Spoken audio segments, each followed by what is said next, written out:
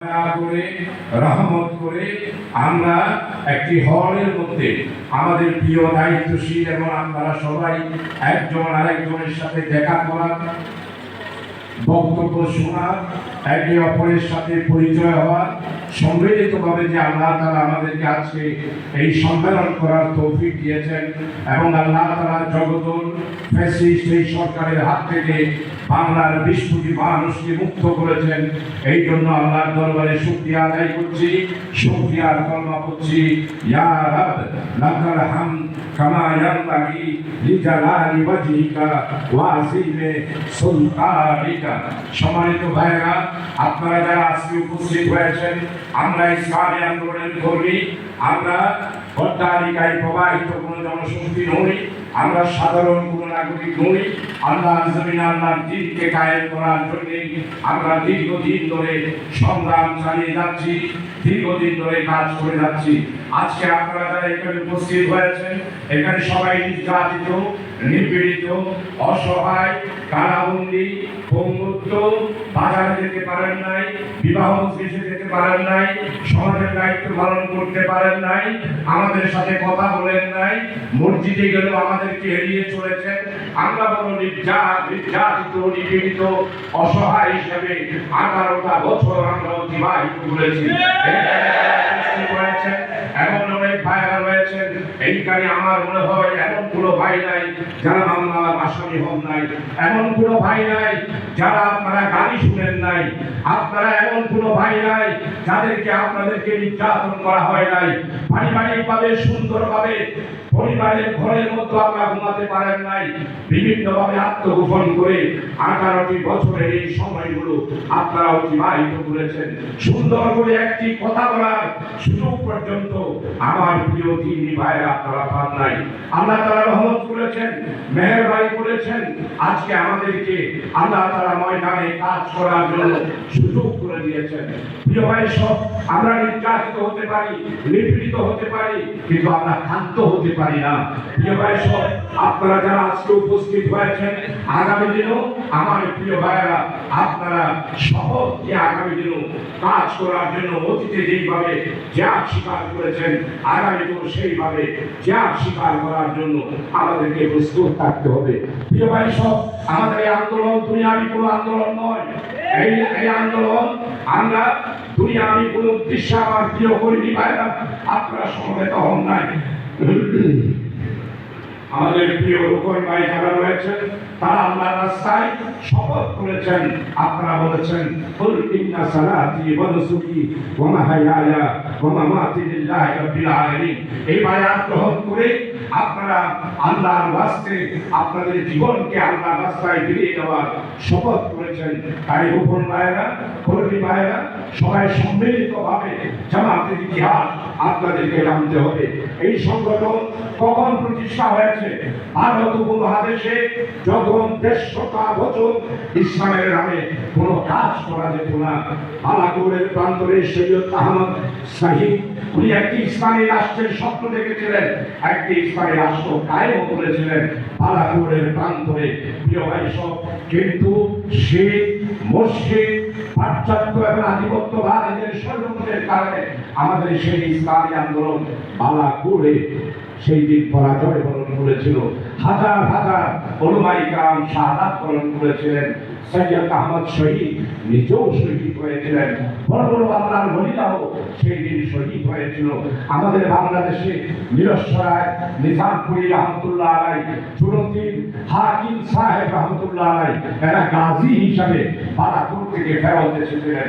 প্রিয় ভাই সব, 100 সেই বালাকোটের প্রান্তরে পরাজয়ের পর 150 বছর আমাদের ভারত উপমহাদেশে ইসলামের কোনো সংগঠন ছিল না, ইসলামের নামে কোনো কাজ ছিল না।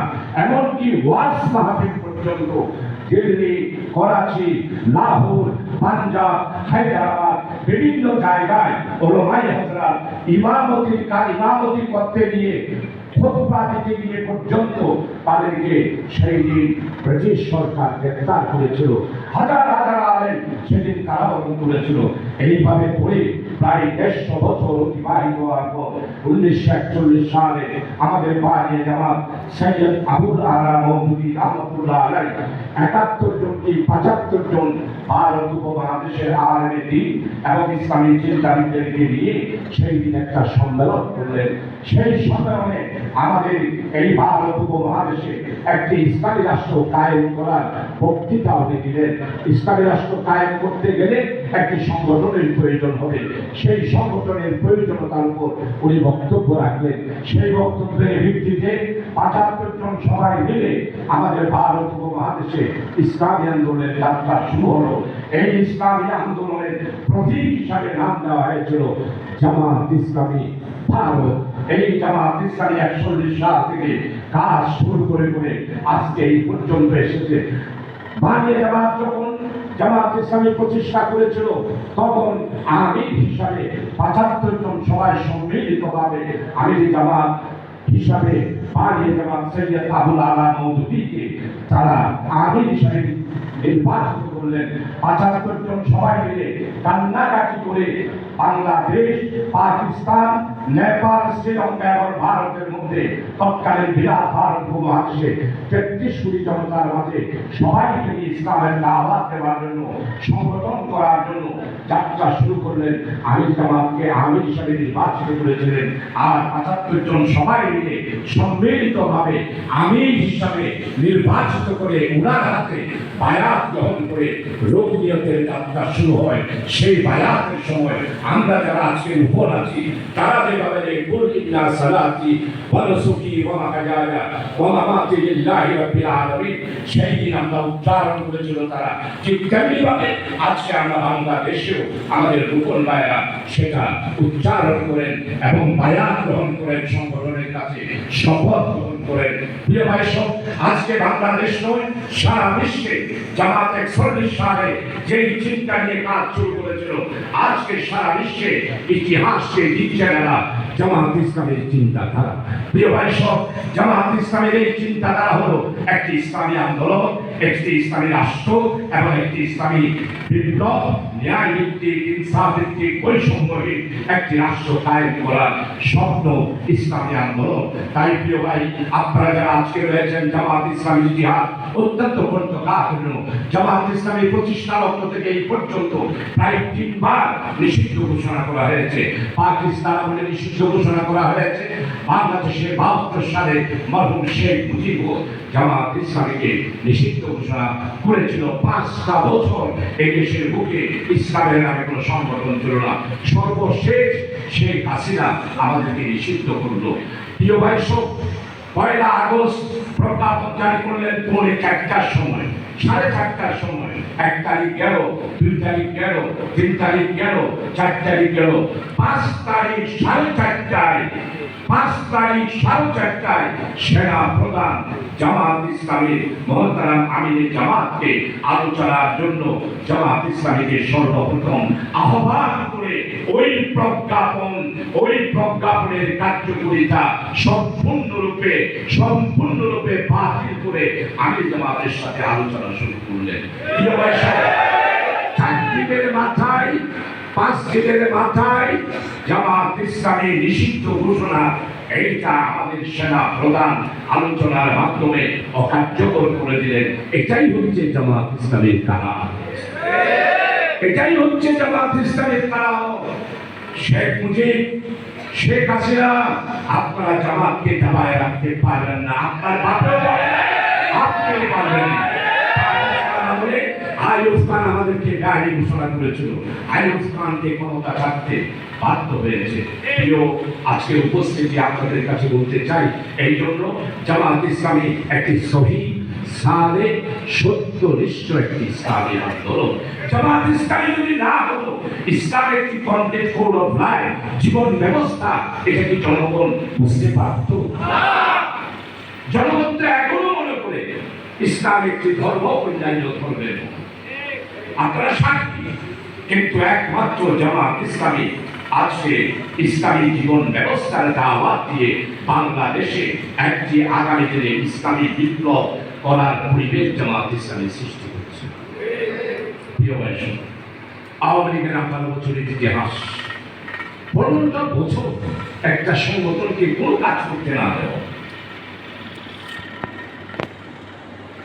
তাদের অত্যাচার, তাদের নিপীড়ন, তাদের নির্যাতন, তাদের মামলা, তাদের হত্যা, তাদের গুম, তাদের ফ্যাসিস্ট, এই 18 বছরে যা করেছে 72 থেকে 75 ঠিক উনার বাবাও এইরকম জামাত ইসলামীকে করেছে। যারা পুরাতন মানুষ আছেন তারা, তাই আজকে এই সম্মেলনে আমার প্রিয় ভাইদেরকে বলব, এই শহীদ সারে জামাত 70 একটি দল, আপনারা কর্মী বাহিনীকে আচারে, আচরণে, আখলাকে, কথায়, বার্তায় সাহাবায়ে কেরাম রাদিয়াল্লাহু আনহু যেভাবে করে মদিনায় মুনাওয়ারাতে জীবন যাপন করেছেন, আমাদের কর্মী ভাইদেরকেও সেভাবে জীবন যাপন করতে হবে। সাহাবায়ে কেরামের আখলাক নিজের মধ্যে আনতে হবে। নবী মুহাম্মদ রাসূলুল্লাহ সাল্লাল্লাহু আলাইহি ওয়াসাল্লামের সুন্নাহ নিজের মনের মধ্যে, নিজের চরিত্রের মধ্যে আপনাদের সবাইকে আনতে হবে। প্রিয় ভাই সব, আজকে আমাদের উপরে নির্যাতন করেছেন, অত্যাচার করেছেন, ইসলামী আন্দোলনকে দাবায় রাখার চেষ্টা করা হয়েছে। প্রিয় ভাই সব, আমি আর বিস্তারিত আপনাদের কাছে বলতে চাই না। আল্লাহ আমাদের সাথে আছেন, আমাদের প্রত্যেকটা কর্মীকে আল্লাহ তাআলা রহমত করেন, তাই আমরা বেঁচে থাকতে পেরেছি। অন্য কোনো রাজনৈতিক দল হলে কোনো অস্তিত্ব থাকতো না। যেমন বড় বড় ওয়াজ মাহফিলে অনেক আলেমরা বলতো, আমি তাদের নাম বলতেছি না, অথবা এখন জমাত শিবির আসে না, এটা সবাই ভাবনা যায়। তো সম্মানিত আলেম সাহেব, আপনি যে ওয়াজ করেছেন, এখন শুধু একটু চট্টগ্রাম শহরে দেখেন না, আমি 8টা কর্মী সম্মেলন করেছি। এবারে যদি 1,500 করে হয়, তাহলে কত কর্মী হয়?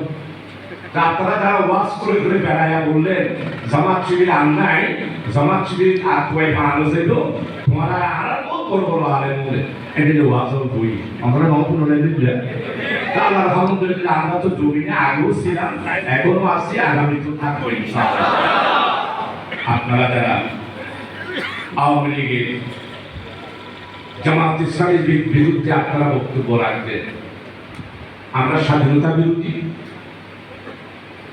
আমরা জঙ্গি, আমরা তালেবান, আমরা নৈরাজ্যবাদী, আমরা সন্ত্রাস করি, আমরা রাজাকার। আরে আল্লাহ, আমাদেরকে রাজাকার তো বললেন, এই রাজাকার ঢাকা ইউনিভার্সিটি থেকে শুরু করে সারা বাংলাদেশের স্লোগান তুমি কে আমি। এই যেদিন আমার কারামত নবাজিও এই যেমন কারামত আর নিজেরা হয়তো ডর লাগেও মানে আলাদা জায়গা নয়, তুমি তো ওই আলাদা জায়গা। কিন্তু আল্লাহ তাআলা ব্যাগগুলোর মুখ তুমি কে আমি কে রাজাকার, এটাই হচ্ছে জামাত ইসলামীর কারামত। আপনারা খেয়াল করতে পারেন নাই সালমান এফ রহমান, ও বাপরে বাপ, এত বড় দরবেশ, শেষ পর্যন্ত দাঁড়িয়ে আসি লৌকি ফুরি জলগাছা কেইরম বাদি থাকতে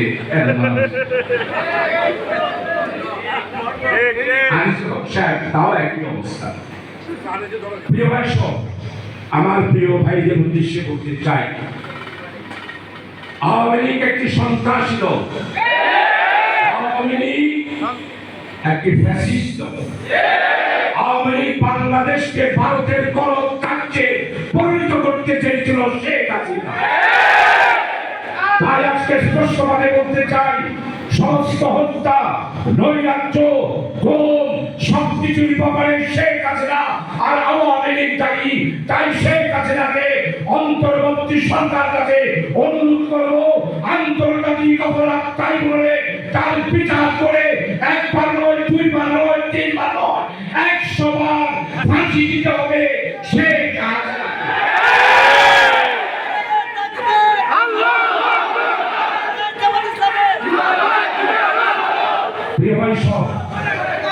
এরপরে দুর্নীতিবাজ বাংলাদেশকে সর্বশান্ত করে দিয়েছে, ব্যাংকগুলো লুট করে, ঋণ খেলাপি করে বাংলাদেশকে অর্থনৈতিক দিক থেকে বন্ধ করে দিয়েছে। আজকে স্পষ্টভাবে জামাতের এই সম্মেলন থেকে দাবি করব, যারা দুর্নীতিবাজ, তারা আমাদের শত্রু, দেশের শত্রু, স্বাধীনতার শত্রু, তাদেরকে গ্রেফতার করে